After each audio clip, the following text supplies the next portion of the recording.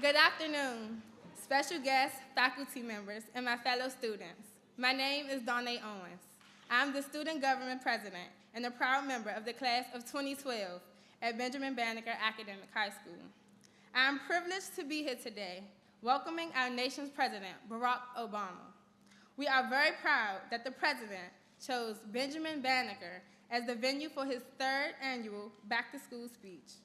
Banneker is one of the top public schools in the District of Columbia, celebrating our 30th year anniversary as a magnet school, having maintained 100% graduation rate and college acceptance rate. As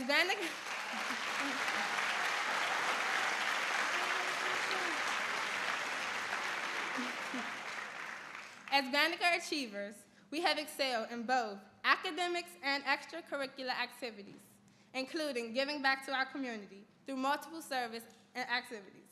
I attribute my success to my parents, my school family, and my strong work ethic and self-determination. I am an aspiring architectural engineer who would like to pursue my studies in NYU next fall. Currently, I intern at Barnes Vance Architects, an architectural firm that is preparing me for my future career. Since my freshman year here at Banneker, I have been fortunate enough not to have been faced with the painful dilemmas that increasing number of our nation's students face daily.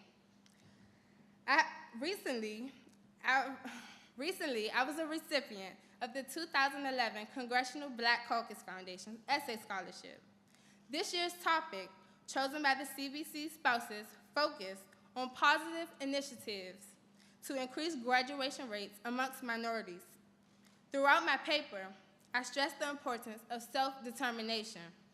If it is to be, it is up to me, because we are the controllers of our own destinies. On behalf of the Banneker Achievers, I would like to take this opportunity to thank the administration, teachers, counselors, and other staff members for their unwavering support. We value and appreciate your efforts and commitment. We have achieved exceptional academic success and are destined to set even high markers as we progress. Today's presidential address will be memorable and an historic event for all of us. We feel honored and are humbled today to represent students all over America as we look forward to another year of scholastic challenges and opportunities. So, with further ado, from president to president, let me invite you all to sit back, enjoy, and internalize the wonderful words of counsel and encouragement from our President of the United States, Barack Obama, accompanied by Secretary of Education, Arne Duncan. Thank you.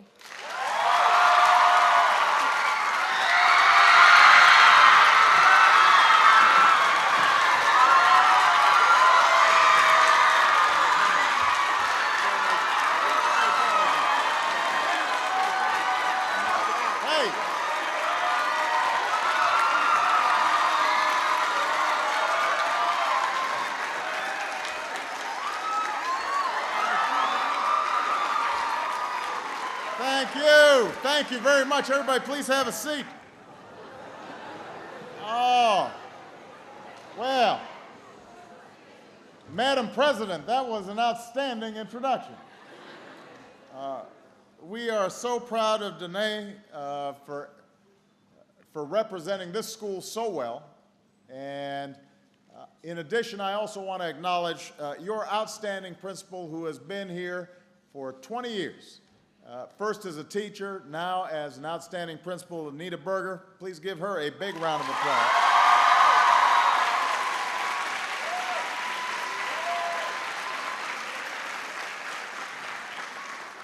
I want to acknowledge as well, Mayor Gray is here, so the mayor of Washington, D.C. is here. Please give him a big round of applause.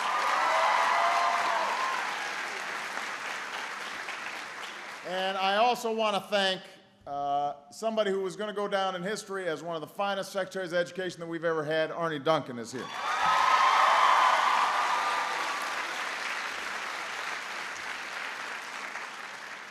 Now, it is great to be here at Benjamin Banneker High School, one of the best high schools, not only in Washington, D.C., but one of the best high schools in the country. And, but we've also got students tuning in from all across America. And so I want to welcome you all to the new school year, although I know that many of you have already been in school for a while. I know that here at Banneker, you've been back at school for a few weeks now, so everything's just starting to settle in, just like for all your peers all across the country. The fall sports season is underway. Musicals and marching band routines are starting to shape up, I believe. And your first big tests and projects are probably just around the corner. I know that you've also got a great deal going on outside of school. Your circle of friends might be changing a little bit. Issues that used to stay confined to hallways or locker rooms are now finding their way onto Facebook and Twitter. Some of your families might also be feeling the strain of the economy. As many of you know, we're going through one of the toughest economic times that we've gone through in our lifetime, in my lifetime. Your lifetime hasn't been that long. And so as a consequence, you might have to pick up an after-school job to help out your family.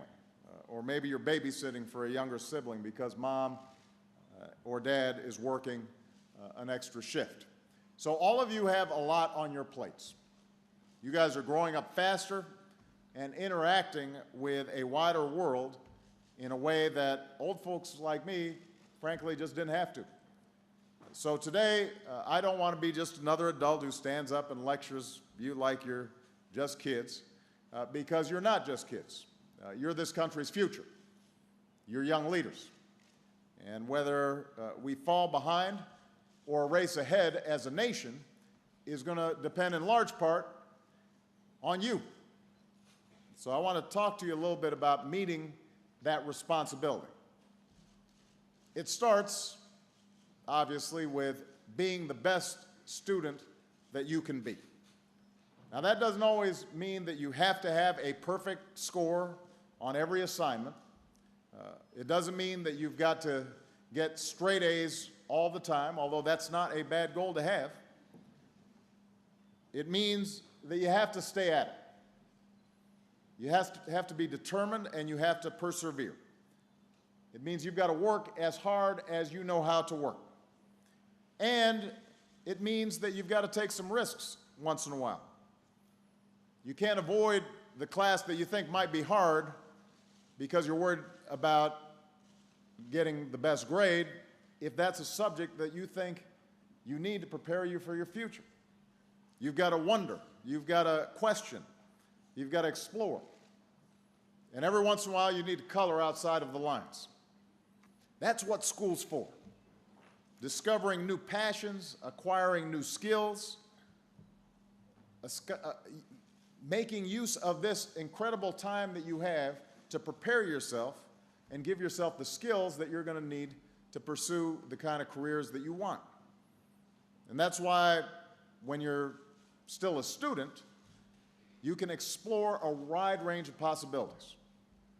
1 hour you can be an artist, the next an author, the next a scientist or a historian or a carpenter. This is the time where you can try out new interests and test new ideas. And the more you do, the sooner you'll figure out what makes you come alive, what stirs you, what makes you excited, the career that you want to pursue. Now, if you promise not to tell anybody, I will let you in on a little secret. I was not always the very best student that I could be when I was in high school, and certainly not when I was in middle school. I did not love every class I took. I wasn't always paying attention the way I should have. I remember when I was in 8th grade, I had to take a class called ethics. Now, ethics is about right and wrong, but if you'd asked me what my favorite subject was back in 8th grade, it was basketball. I don't think ethics would have made it on the list. But here's the interesting thing. I still remember that ethics class, all these years later. I remember the way it made me think. I remember being asked questions like, what matters in life? Or what does it mean to treat other people with dignity and respect? What does it mean to live in a diverse nation where not everybody looks like you do or thinks like you do or comes from the same neighborhood as you do? How do we figure out how to get along? Each of these questions led to new questions. And I didn't always know the right answers. But those discussions and that process of discovery, those things have lasted. Those things are still with me today. Every day I'm thinking about those same issues as I try to lead this nation. I'm asking the same kinds of questions about how do we, as a diverse nation, come together to achieve what we need to achieve. How do we make sure that every single person is treated with dignity and respect?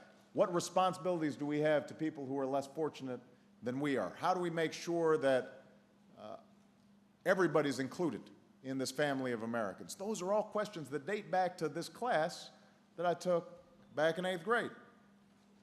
And here's the thing, I still don't know all the answers to all these questions. But if I just tuned out because the class sounded boring, I might have missed out on something that not only did I turn out enjoying, but has ended up serving me in good stead for the rest of my life. So that's a big part of your responsibility, is to test things out, take risks, try new things, work hard. Don't be embarrassed if you're not good at something right away. You're not supposed to be good at everything right away. That's why you're in school. The idea, though, is that you keep on expanding your horizons and your sense of possibility. Now's the time for you to do that. And those are also, by the way, the things that will make school more fun. Down the road, those will be the traits that will help you succeed as well. The traits that will lead you to invent a device that makes an iPad look like a stone tablet, or what will help you figure out a way to use the sun and the wind to power a city and give us new energy sources that are less polluting, or maybe you'll write the next great American novel. Now, to do any of those things, you have to not only graduate from high school, and I know I'm in the amen corner with Principal Berger here. Not only do you have to graduate from high school, but you're going to have to continue education after you leave. You have to not only graduate, but you've got to keep going after you graduate. That might mean for many of you a 4-year university. I was just talking to Danae, and she wants to be an architect, and she's interning with an architectural firm, and she's already got her sights set on what school she wants to go to. But it might, for some other folks, be a community college or a professional credentialing or training. But the fact of the matter is that more than 60% of the jobs in the next decade will require more than a high school diploma. More than 60%. That's the world that you're walking into. So I want all of you to set a goal to continue your education after you graduate. And if that means college for you, just getting into college is not enough. You also have to graduate. One of the biggest challenges we have right now is that too many of our young people enroll in college but don't actually end up getting their degree. And as a consequence, our country used to have the world's highest proportion of young people with a college degree. We now rank 16th. I don't like being 16th. I like being number 1. That's not good enough. So we've got to make sure your generation gets us back to the top of having the most college graduates relative to their population of any country on earth. Now, if we do that, you guys will have a brighter future, and so will America. We'll be able to make sure that the newest inventions and the latest breakthroughs happen right here in the United States of America. It'll mean better jobs and more fulfilling lives and greater opportunities, not only for you, but also for your kids. So I don't want anybody who's listening here today to think that you're done once you finish high school. You are not done learning. In fact, what's happening in today's economy is it's all about lifelong learning. You have to constantly upgrade your skills and find new ways of doing things. And even if college isn't for you, even if a 4-year college isn't for you, you're still going to have to get more education after you get out of high school. And you've got to start expecting big things from yourself right now. I know that may sound a little intimidating. And some of you may be wondering, how you can pay for college. Or you might not know what you want to do with your life yet. And that's okay. Nobody expects you to have your entire future mapped out at this point. And we don't expect you to have to make it on your own. First of all, you've got wonderful parents who love you to death and want you to have a lot more opportunity than they ever had. Which, by the way, means don't give them a hard time when they ask you to turn off the video games, turn off the TV, and do some homework. You need to be listening to them. I speak from experience because that's what I've been telling Malia and Sasha. Don't be mad about it because we're thinking about your future. You've also got people all across this country, including myself and Arnie, and people at every level of government who are working on your behalf. We're taking every step we can to ensure that you're getting an educational system that is worthy of your potential. We're working to make sure that you have the most up-to-date schools with the latest tools of learning. We're making sure that this country's colleges and universities are affordable and accessible to you. We're working to get the best teachers into the classroom as well, so they can help you prepare for college and a future career. Let me say something about teachers, by the way. Teachers are the men and women who might be working harder than just about anybody these days. Whether you go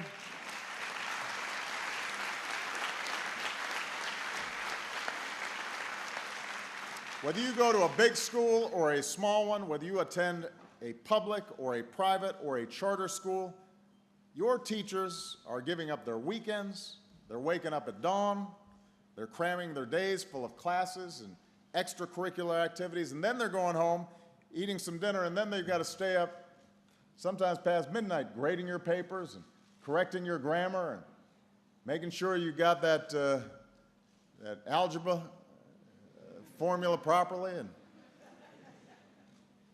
they don't do it for a fancy office. They sure don't do it for the big salary. They do it for you. They do it because nothing gives them more satisfaction than seeing you learn. They live for those moments when something clicks, when you amaze them with your intellect or your vocabulary. They see what kind of person you're becoming. And they're proud of you. And they say, I had something to do with that wonderful young person who's going to succeed. They have confidence in you that you will be citizens and leaders who take us into tomorrow. They know you're our future. So your teachers are pouring everything they got into you. And they're not alone. But I also want to emphasize this. With all the challenges that our country is facing right now, we don't just need you for the future, we actually need you now. America needs young people's passion and their ideas. We need your energy right now. I know you're up to it because I've seen it. Nothing inspires me more than knowing that young people all across the country are already making their marks. They're not waiting. They're making a difference now.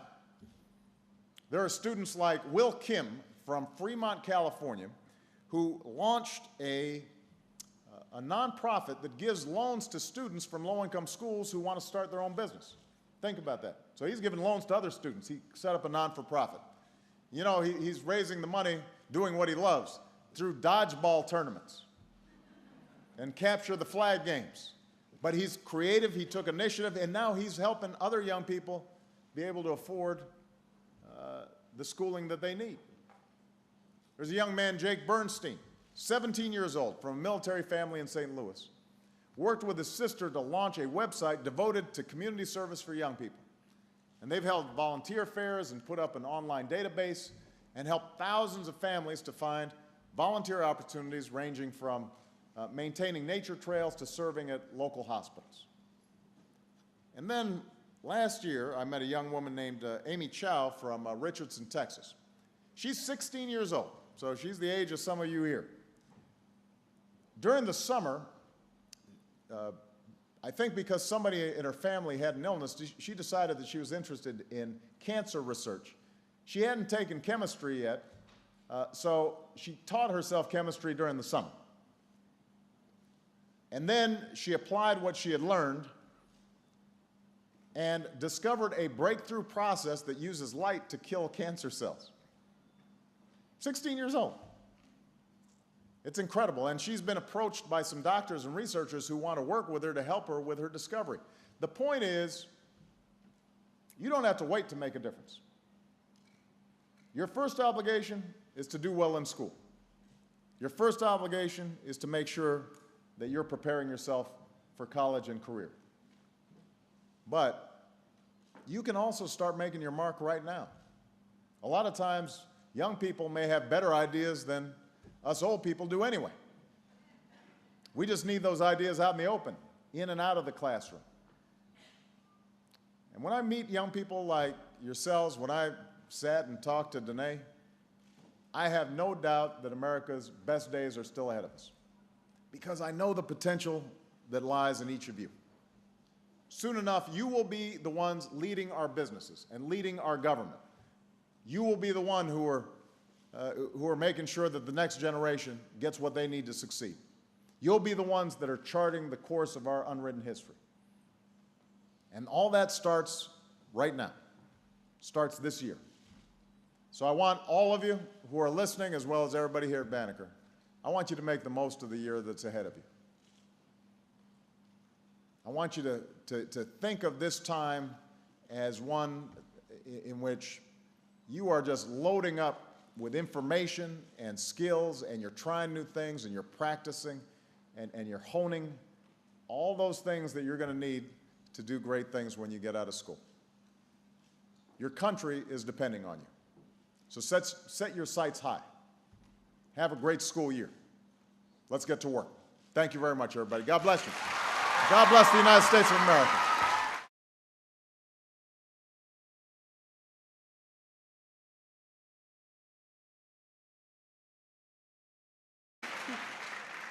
As Banneker achievers, we have excelled in both academics and extracurricular activities, including giving back to our community through multiple service and activities. I attribute my success to my parents, my school family, and my strong work ethic and self-determination. I am an aspiring architectural engineer who would like to pursue my studies in NYU next fall. Currently, chose Benjamin Banneker as the venue for his 3rd annual back-to-school speech. Banneker is one of the top public schools in the District of Columbia, celebrating our 30th year anniversary as a magnet school, having maintained 100% graduation rate and college acceptance rate. As Banneker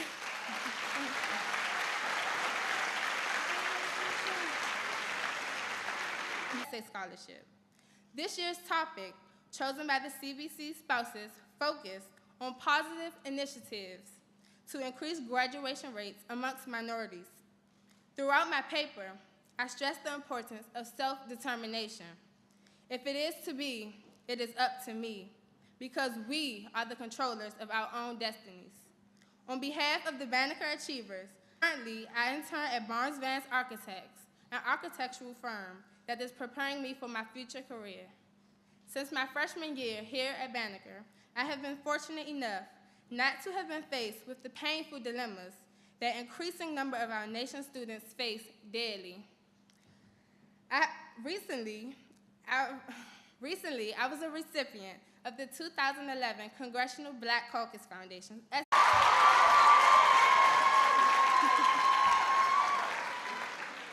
Good afternoon, special guests, faculty members, and my fellow students. My name is Danae Owens. I'm the student government president and a proud member of the class of 2012 at Benjamin Banneker Academic High School. I am privileged to be here today, welcoming our nation's president, Barack Obama. We are very proud that the president